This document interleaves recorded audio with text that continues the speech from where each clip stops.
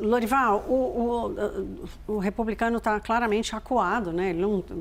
Ele escapa de fazer um debate com a Câmara, exatamente com esses números. Eu vou pedir para a gente colocar os números aqui, para eu e Lorival a gente ir debatendo em cima desse cenário, que a Mariana já fez essa ressalva, é um primeiro cenário, uma primeira leitura, faltam mais de 3 meses para as eleições, né, Lorival? Sempre bom lembrar disso, mas de qualquer forma, essa é a fotografia do momento.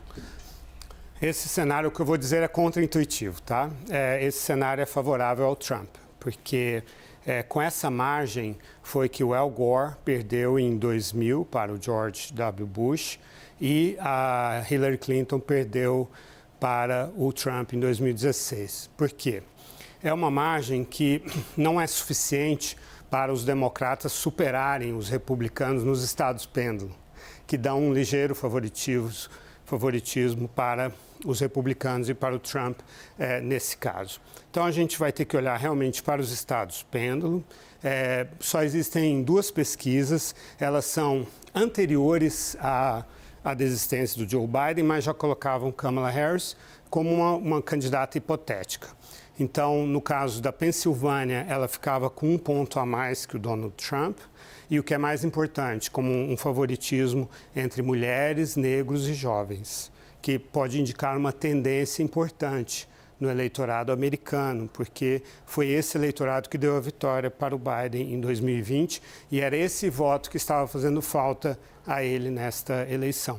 E agora, Lorival, rapidamente aqui, Donald Trump era a primeira vez que ele estava disputando, quer dizer, vinha toda a novidade, ele chega num movimento muito forte, né, nessa candidatura à reeleição. Não faz diferença, faz alguma diferença o fato dele já ter sido presidente, quer dizer, dele ter um histórico também para ser avaliado como ex-presidente? Sim, mas existe um aspecto que é favorável a ele na comparação entre ele e o Biden, que é a situação econômica, né? A situação dos americanos, porque eles não responsabilizam o Trump pelo que aconteceu na pandemia. Claro.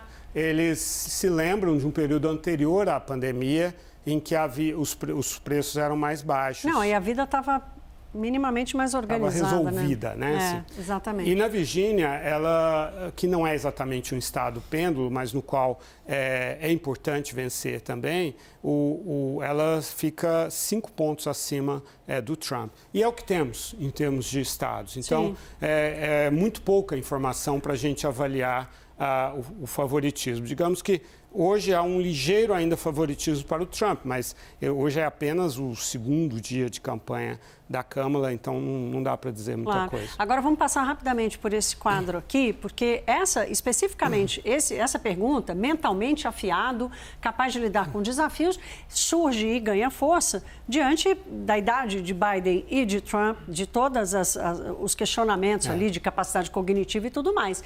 O que nos conta esses números? Qual é o primeiro sinal? Nos conta que o feitiço se volta contra o feiticeiro. Se o Donald Trump e os republicanos em geral deram tanta importância para esse aspecto da juventude, da agilidade física e mental, então basta usar os argumentos do Trump contra ele agora, né? Porque temos uma candidata 19 anos mais jovem e que claramente tem imensa agilidade, tanto física quanto mental, maior do que o Trump. Tem um vocabulário mais amplo, um repertório de argumentação mais amplo, ele repete coisas que já se tornam redundantes e, sobretudo, ele, como a gente viu no discurso de aceitação, eram 20 minutos de discurso escrito e ele falou 71 minutos a mais. Foi o maior discurso da história das convenções. Sim. 91 minutos. E nesses 71 minutos, ele foi muito repetitivo, ele ficou rambling, como se diz em inglês, né? Começou a